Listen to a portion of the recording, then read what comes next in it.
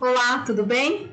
Seguimos então com a nossa programação da 18ª Semana Nacional de Ciência e Tecnologia, celebrada no Campus Caçador em 2021, e vamos então para o nosso último bloco da edição deste ano da Semana Nacional.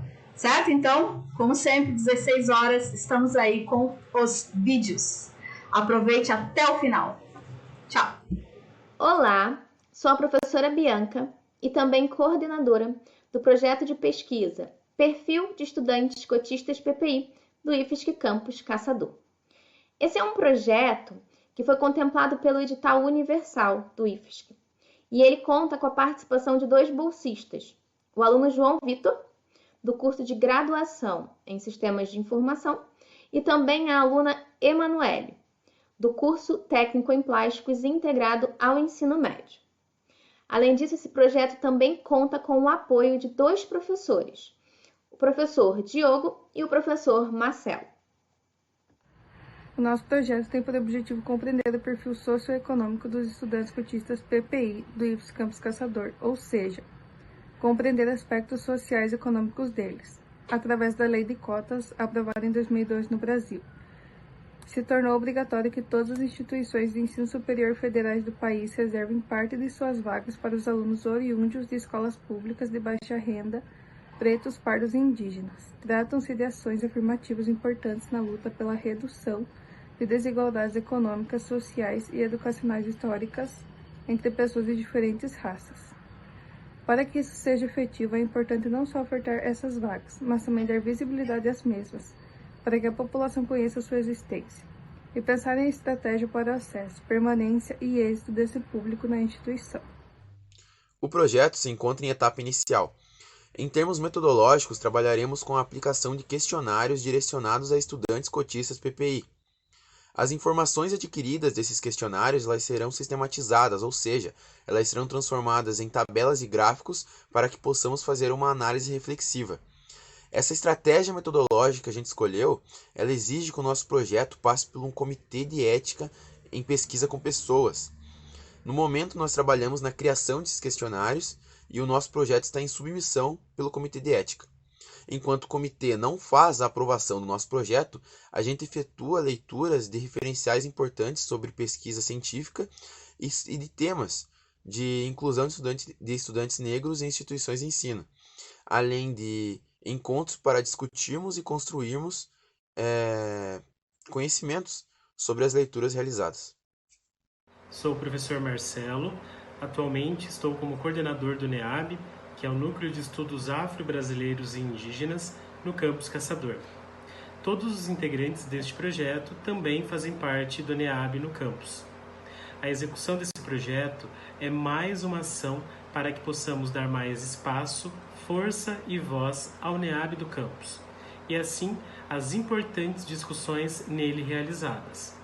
Além disso, esse projeto soma forças na defesa de políticas públicas para a redução de desigualdades raciais históricas, como as políticas de cotas em institutos e universidades. Compreender o que dificulta o acesso e manutenção do público cotista PPI na instituição possibilita traçarmos estratégias que visem não apenas o acesso, mas a permanência e o êxito dos mesmos. Nosso projeto de pesquisa, Perfil dos Estudantes Cotistas, Pretos, Pardos e Indígenas do IFSC Campus Caçador, é financiado pelo edital universal número 02/2021 da Pró-Reitoria de Pesquisa e Inovação. Trata-se de uma pesquisa aplicada vinculada ao Programa de Iniciação ao Desenvolvimento Tecnológico e Inovação. Para conhecer este projeto, suas ações e demais atividades do Núcleo de Estudos Afro-Brasileiros e Indígenas do Campus Caçador, convidamos a todos que acessem nossas redes sociais no Facebook e no Instagram. Tenham todos um bom dia. Bom dia, meu nome é João Guilherme e hoje eu venho apresentar o projeto das aproximações possíveis entre epistemologia e a aprendizagem tecnológica, sendo esse um projeto coordenado pelo professor Jason Schneider e tendo a participação dos alunos Cecília, Guilherme e eu, que estou incluso no caso. A ideia do projeto seria entender como que a ciência se relaciona ao ensino técnico no geral. assim levando ao estudo da ciência, sua definição, metodologia, história e a forma como ela é usada atualmente no mundo, onde que ela tem influências, onde que está a ciência, de que forma ela age e, no geral, esse tipo de coisa. Então, para isso, um dos primeiros pontos que a gente estudou foi a definição da ciência, como ela funciona, toda a metodologia por trás dela, e assim nos levou à diferença da ciência e do senso comum. E a diferença mais notável entre esses dois são as fontes de onde são retirados o conhecimento. No caso, a ciência tem todo aquele processo, toda aquela metodologia de observação, formulação de hipóteses, testes, pesquisas por trás, até que você vai conseguir confirmar a tal hipótese que foi formada inicialmente. E sendo assim, a ciência passa a ser objetiva e neutra. Já o senso comum, ele possui bastante influência por trás disso, influência, por exemplo, de cultura, de onde a pessoa mora, por exemplo, pode ter diferentes culturas, diferentes crenças no processo, assim chegando a formar formações erradas, formando um conhecimento, por se dizer, falso, e espalhando esse conhecimento, que seria uma coisa muito ruim. E para evitar isso, é importante que as pessoas comecem a falar mais sobre a ciência, a fim de mostrar como que ela funciona no geral. E com isso eu passo a palavra para o próximo aluno. O nosso projeto também elaborou um estudo sobre o desenvolvimento histórico da ciência, da Grécia Antiga até a Revolução Científica. Começando com a Grécia Antiga, tivemos a filosofia pré-socrática, que representou um primeiro esforço de racionalização, desvinculando-se do pensamento mítico muito presente na época. Logo em seguida, nos aprofundamos nas concepções científicas dos filósofos socráticos Aristóteles e Platão. E para finalizar esse período, estudamos sobre o helenismo e a cultura grega com influências orientais no Ocidente. Seguindo a história, tivemos a ciência medieval. A ciência medieval ela se caracteriza pela discussão racional, permanecendo desligada das técnicas e pesquisas empíricas, tendo uma enorme influência do cristianismo. Destaca-se, nessa época, os papéis dos alquimistas e a atuação dos freiras franciscanos, que foram muito importantes para o desenvolvimento da ciência. Caminhando agora para o século XVII, tivemos a Revolução Científica, que representou uma verdadeira ruptura no pensamento científico, implicando na estruturação de uma outra concepção epistemológica, em decorrência da novidade da criação do novo método científico. Eu gostaria de fazer uma aproximação entre o estudo do conhecimento científico e da Revolução Científica para nossas vidas no cotidiano, que é o que a maioria das pessoas acaba vendo da ciência, que é a criação de novas tecnologias. Por exemplo, eu gosto de citar o celular, porque é uma tecnologia que veio e revolucionou muito a facilidade da comunicação e tudo mais, e hoje em dia é praticamente uma tecnologia indispensável.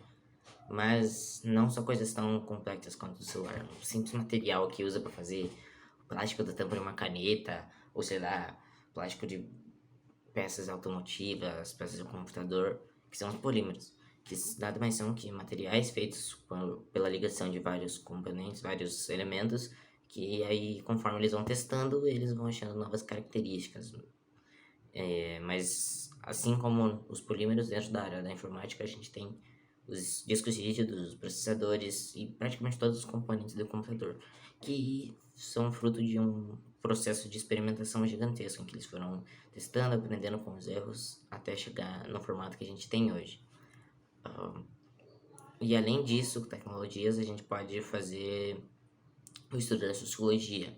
Não só a sociologia no geral, como estudar para a gente ter um mundo mais justo, mais igualitário, mas também a sociologia dentro da área da ciência, que a gente faz com que pessoas não se utilizem da ciência para benefício próprio, sejam elas governos ou apenas cientistas no geral, se é que a gente pode chamar quem usa da ciência para benefício próprio um cientista.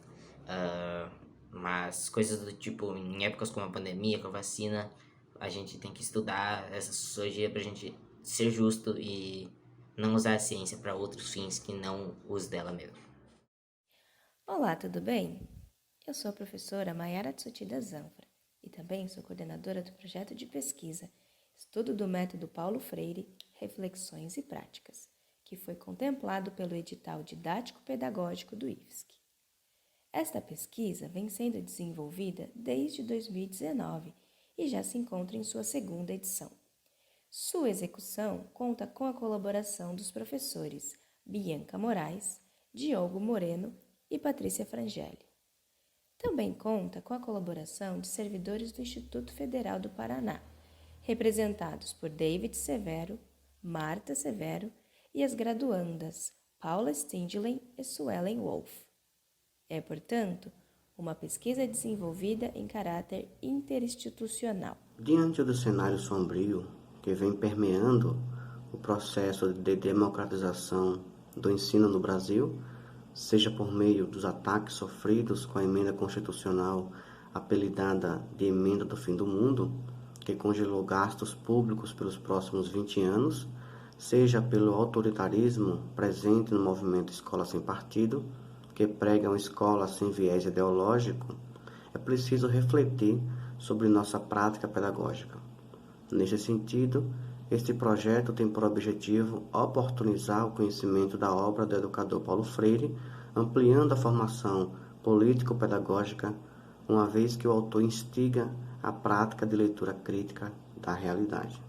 O método paulo freiriano, como ficou conhecido, o sistema filosófico do patrono da educação, sempre pautou a educação como ato político no sentido da busca pela prática da liberdade. Essa pesquisa busca, portanto, produzir reflexões sobre o método Paulo Freire, ressaltando a sua importância no contexto brasileiro atual.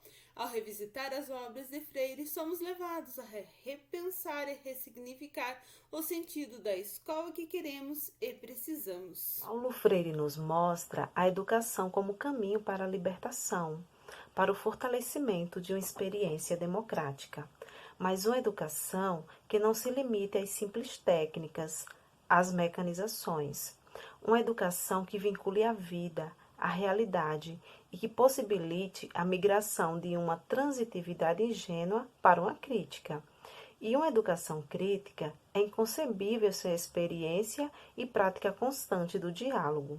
Inspirados por Paulo Freire, entendemos que é preciso lutar por uma educação que favoreça a humanização do povo brasileiro, uma educação que não forme massas alienadas.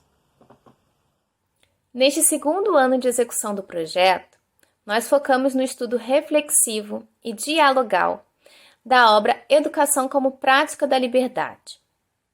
Foram feitos encontros periódicos via Meet.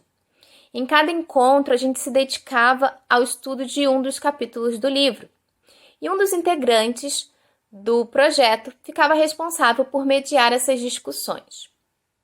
Até o momento, o projeto trouxe como resultado a produção de um artigo para o 2º Congresso Nacional do Contestado e também a produção de unidades curriculares para o curso de pós-graduação na área de educação do IFSC Campus Caçador, cujo PPC está passando pelo processo de reformulação. Além disso, o projeto traz resultados de inegável importância na metodologia do trabalho dos docentes que dele participam, podendo aplicar todo o aprendizado no dia a dia escolar. Também deve ser destacada a atuação do projeto na formação de formadores, já que conta com a participação de estudantes de graduação em pedagogia do IFPR. Durante a execução dessa pesquisa, o nosso grupo também participou de forma conjunta do 3º ciclo de leitura e estudos do pensamento de Paulo Freire, produzido e organizado de forma conjunta pelo IFPR e pela UFPR. Meu nome é Patrícia Frangeli e eu gostaria de destacar neste projeto alguns aspectos. A execução dessa 2ª edição do projeto ocorre em um ano recheado de significados, uma vez que se comemora o centenário de Paulo Freire. Comemorar seu centenário é reafirmar a importância de uma educação libertadora, pautada no diálogo, que valorize as diferentes formas de conhecimento e que promova nos educandos sua autonomia, sua consciência enquanto ser que está no mundo e com o mundo, e que seja capaz de realizar uma leitura crítica da realidade. Suas ideias vivem e nos recordam a importância de refletir sobre a nossa prática pedagógica e sobre a função da escola na realidade brasileira, valorizando uma prática educacional não hierarquizada, pautada na leitura crítica da realidade e partindo do contexto de vida dos educandos. Vida longa ao patrono da educação brasileira. Olá, sou a professora Bianca e também coordenadora do projeto de pesquisa A Postura Investigativa no Aprendizado de Biologia. Esse é um projeto que foi contemplado pelo edital PropDai do IFSC e ele conta com a participação dos alunos Rafael, Tiago, Valesca, Marcos e Cauane, todos alunos do 3º ano do curso Técnico em Informática integrado ao ensino médio, aqui do IFSC, Campus Caçador. Além disso, esse projeto também conta com a participação dos professores Diogo Moreno e Maiara Zanfra.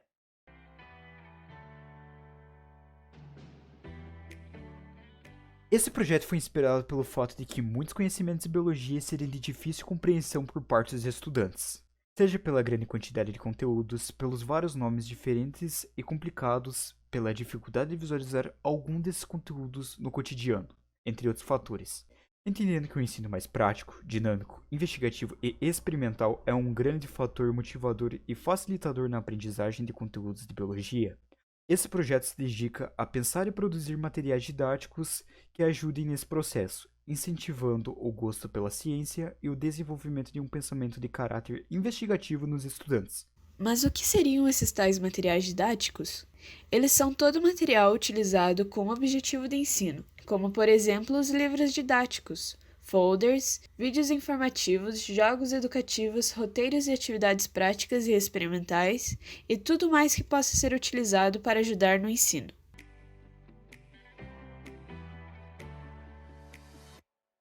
Por meio desse projeto, nós temos investido justamente na produção de diferentes materiais didáticos que favoreçam um aprendizado significativo, mas também representem propostas de baixo custo e de fácil acesso. Este projeto está sendo desenvolvido em conjunto com a proposta do Projeto Integrador, que nós, alunos do 3º ano de Informática, estamos desenvolvendo.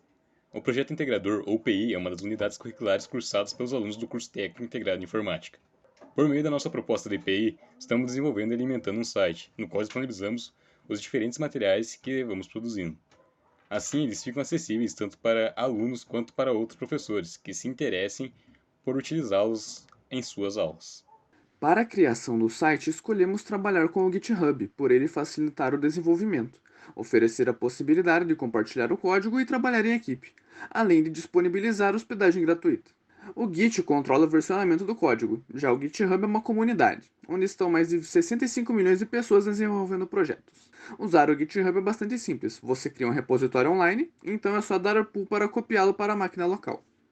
Até o momento, já produzimos folders, jogos didáticos, roteiros de experimentos e de atividades práticas, entre outros materiais também, alguns dos quais foram inclusive produzidos tanto em português como em espanhol e inglês. Além do site, também criamos um perfil no Instagram, onde alguns desses materiais são disponibilizados. A página também recebe o nome de Bio na Rede e conta atualmente com 189 seguidores. Como parte da pesquisa, também estamos realizando a aplicação de questionários com os estudantes dos cursos técnicos integrados do Campus Caçador, para melhor entender suas dificuldades e pensar em novas possibilidades para o ensino de biologia no nível técnico integrado.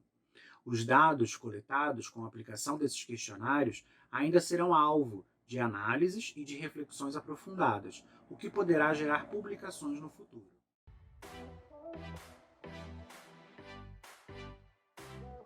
Favorecer uma postura investigativa está no cerne da criação dos institutos federais, estando entre os seus objetivos o desenvolvimento de espírito crítico voltado à investigação empírica. Um grande destaque desse projeto é justamente valorizar o desenvolvimento dessa postura investigativa por meio dos materiais produzidos e divulgados. As páginas do Bio na Rede ficarão como um legado. Faremos o possível para que continue sendo alimentada por meio de outros projetos posteriores. Outra característica marcante dos institutos federais é valorizar a articulação entre ensino, pesquisa e extensão. Assim, destacamos que esse projeto favorece tal articulação, já que propostas de materiais didáticos para o ensino de biologia são produzidos em um processo reflexivo e investigativo, e o resultado disso é divulgado para a comunidade externa por meio das páginas do Bio na Rede.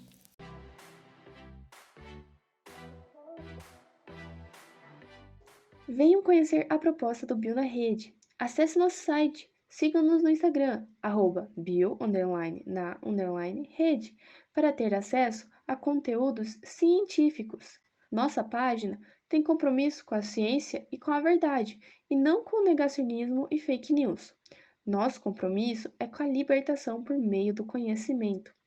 Está a fim de se libertar e aprender mais sobre a ciência? Então entra nessa rede e vem com a gente!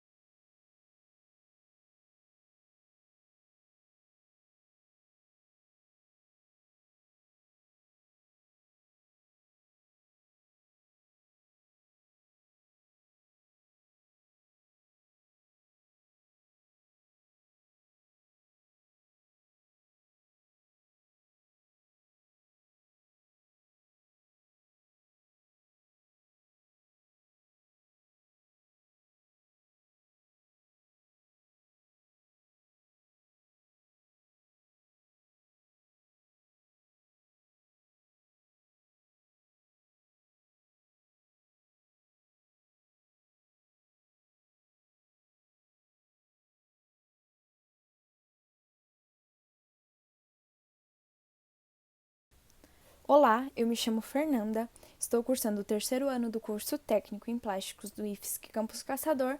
Eu venho através desse vídeo apresentar o meu projeto de pesquisa.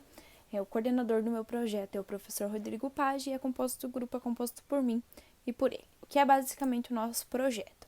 É a construção de peças através da manufatura aditiva a partir da obtenção de filamentos de material proveniente de material virgem e de material reciclado. Então, o que isso significa? Que a gente construiu peças a partir da manufatura aditiva, basicamente a impressão 3D, utilizando como matéria-prima um material chamado poliestireno. Vou deixar aqui o símbolo do material para vocês. Então, quando vocês comprarem ali algum produto que obtenha esse símbolo atrás ou em algum lugar ali do produto, ele é poliestireno o material, certo?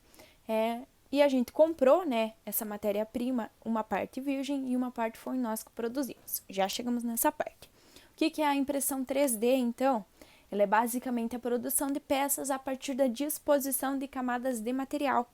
Então, você produz ali, você pega o material, a matéria-prima, você coloca ali na máquina, eu vou mostrar para vocês aqui como que é um filamento que é colocado ali na máquina.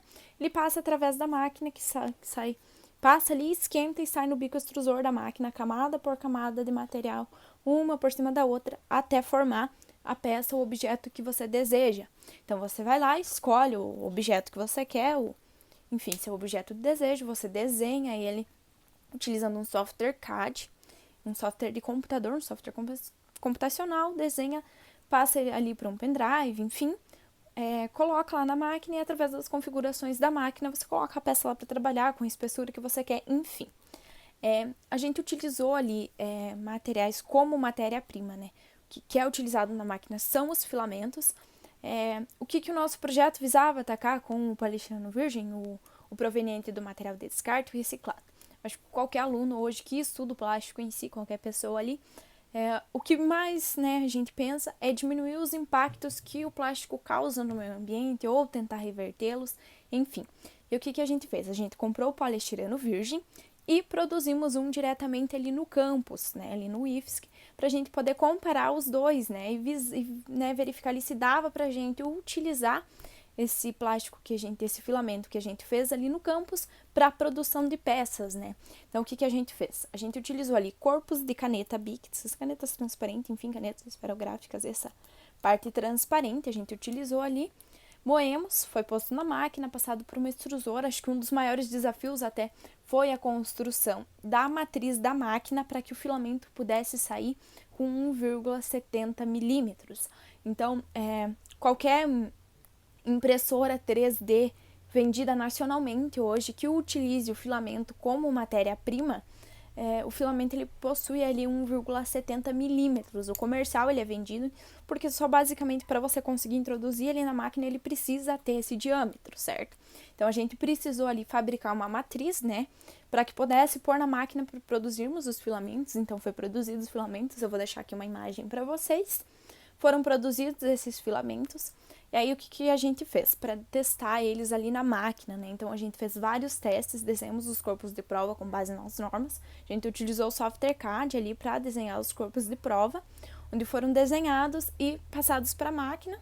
Um deles foram ali produzidos e depois passado por teste, certo?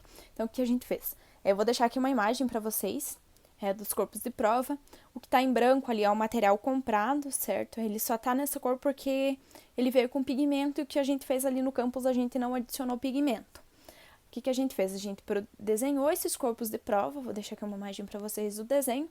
Foram desenhados esses corpos de prova, depois eles foram feitos ali na máquina, né? Então foram passados para a máquina, feitos, produzidos, e depois eles foram testados.